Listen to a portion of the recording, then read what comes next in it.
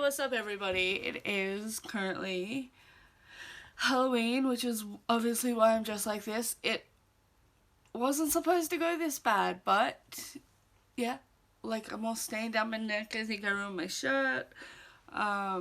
It's not coming off my hands, but you know, that's what we do. I'm sure we'll figure it out. It is currently 7:30 on Halloween, as I said, and that means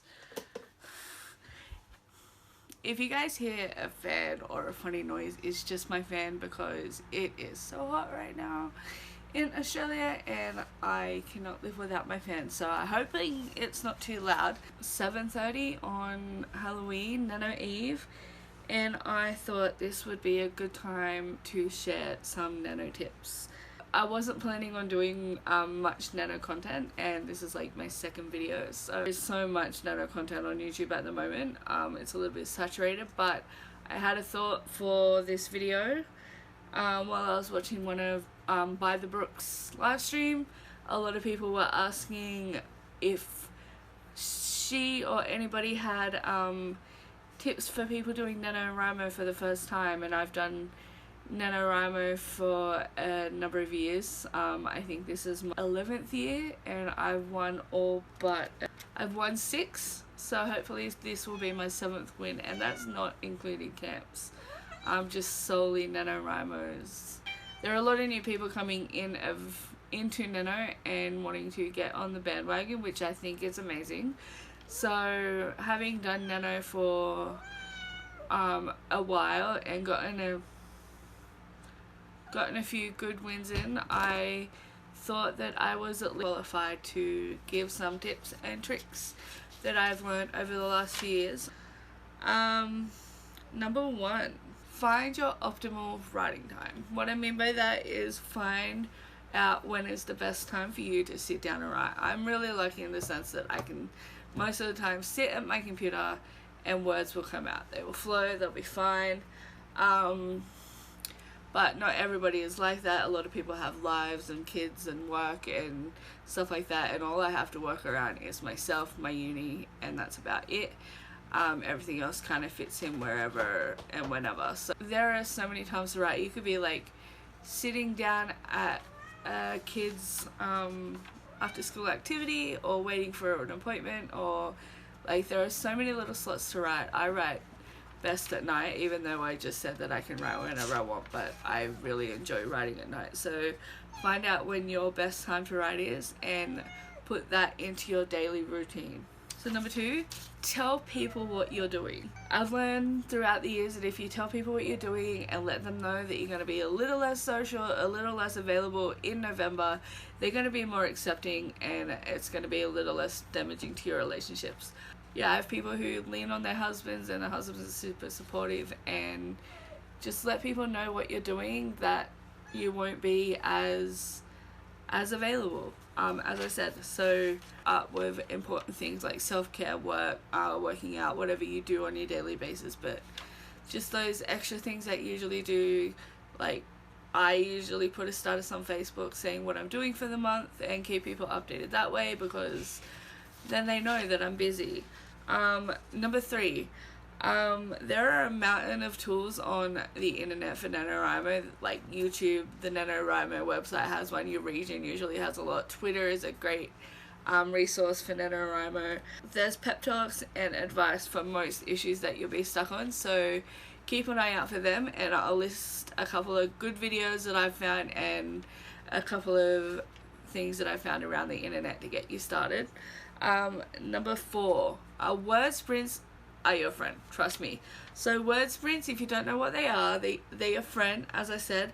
They're like a kind of a Pomodoro effect. Pomodoro, I can't say that, the technique thing, which if you don't know what that is, it's 25 minutes doing your task and then you take a 5-minute break. There are plenty of places on the internet that do specific NaNoWriMo sprints. Twitter, the NaNoWriMo website has one, but basically what you have to do is sit down, set an alarm for your preferred time. Some people like 5 minutes, 10 minutes. My sweet spot is between 15 and 20 minutes.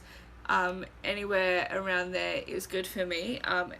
And then just set your timer on your phone or an alarm clock, whatever it works for you, and just write for that 20 minutes. Don't do anything, don't check your phone, don't go to the toilet, you know, like everything can wait for that 20 minutes, and just write. Over the years I've gone from doing 200 words in a sprint word wall, whatever you want to call it, to doing 700 words in a 20-minute sprint or word wall, which, you know, that's growth. Don't expect to, you know, climb Mount Everest on your first walk. Word walls, word sprints, they are your friends. 5. Don't worry about what other people are doing. This is a big mistake I have made through many things throughout my life, and it's through NaNoWriMo that I learned that it's just not what I should be doing. Like, everybody else is at a different journey in their goal, and I've learned that I could be over here and they could be over there, but they're on a different journey than I am. Like I just said, NaNoWriMo taught me that I don't need to compete with others. We don't need to compete with others. We're all in this for our own reasons. The only person that I need to be measuring myself on, or that you need to be measuring yourself on, is you. The only person you can do better than is you. The only person I can do better than is me. Yeah, so you don't need to be paying attention to what other people are doing in NaNoWriMo. It's a mammoth task. It's a hell of a lot. And just focus on what you're doing. Number 6, try and find your community. NaNoWriMo has done a huge favor for the writing world, and that is creating a sense of community around a sport that is, like, writing is one of the most solo occupations that you can have. Like, so yeah, NaNoWriMo has given wings to a community, and like given it a sense of community, as I said, even though we're all on our own journey, given us an outlet to feel surrounded by like-minded people. So yeah, find your community. Mine's online, like, because my region is online, but I found my best friend, a couple of best friends through my community, through NaNoWriMo, and it's just been great. The first place to look to find your community would be your region's section on the NaNoWriMo website. So number 7 is short but sweet. You hear it in every single part of your life, and that is to self-care. Like, there's no excuse for it. Just self-care, self-care, self-care, self-care. Number 8 is don't focus on the 50k. Like, you hear this everywhere as well. Break that up into small goals. The word goal by 50k, 50,000 words by the end of November. You have to write 1,667 words every day for 30 days. Just think about that small goal, or just think about writing 500 words in the start of the day, or and then 500 words in the end of the day. Put it up into small goals, because, you know, it's a marathon, not a sprint. Like, just small goals. And don't forget to reward yourself each day when you get your goal, and have a big reward ready for the end of the month when you get that 50k, or when you get your goal. Number 9, get ahead if you can, which kind of seems stressful compared to the last point, but something is going to happen to make you fall behind. You might get sick, a family member might get sick. Americans have Thanksgiving in November. Australians have a killer end of spring in November. Something's going to happen that's going to make you want to have a day off, or make you have a day off, whether you want to or not. So what I usually do is just try and get 2,000 words every single day. So, you know, by day 15 I'm going to be in front. Get at least a little bit ahead whenever you can.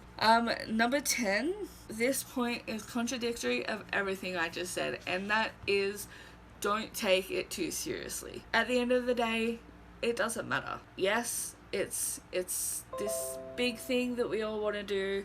You're going to hear so many people spin so much advice, and a lot of it is worthy, but most of it doesn't matter. If you don't get 50,000 words, if you don't get 25,000 words, even if you don't get 10,000 words, it doesn't matter.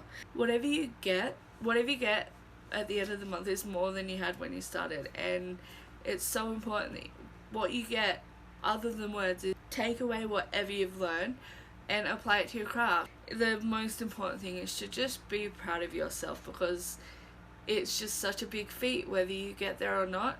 Just be proud of yourself. I'm so proud of you. But yeah, that's the point it doesn't matter, and that's why I'm dressed up in silly Halloween makeup even though I look horrible. Like, there was no rhyme or reason to this makeup, I just went for it. Do your best, it doesn't matter. You don't get anything at the end other than words, like really you have to edit those words when you're done, like so just do your best. I hope you guys enjoyed my tips for NaNoWriMo newbie. I'm so happy and proud to be a part of the NaNoWriMo community and to have seen it grow so impressively over the last 10 or 11 years, and just to be a part of that and what they've done is just so amazing. It makes me so happy to be able to welcome other newbies into the community, into the craziness that is NaNoWriMo. Really hope that my tips help at least one person navigate their way through the craziness. I really hope that you all find your groove, and most importantly, I hope you all have fun. I really, really hope you all have fun. I mean that from the bottom of my heart. If you have any tips for NaNoWriMo newbies, please comment them down below. Yeah, so that's it for today, guys. Thank you so much for watching. Like and subscribe if you want to like and subscribe. And I will see you guys next time.